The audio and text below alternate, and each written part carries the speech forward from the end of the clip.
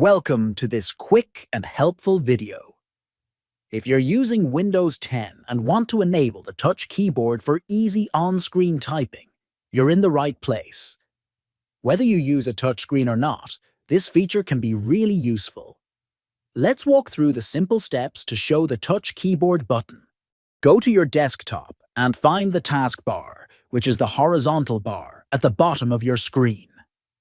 Right-click on any empty space in the taskbar. A menu will appear. Look for the option that says Show Touch Keyboard Button. Click on that option. You should now see a small keyboard icon appear on the bottom right corner of your screen, near the system clock. Now click that keyboard icon.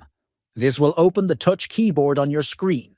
If you want to customize it, click the keyboard settings icon, located at the top left corner of the on-screen keyboard. From there, you can choose different keyboard layouts and even change the keyboard size to match your preference. And that's how you show and customize the touch keyboard in Windows 10.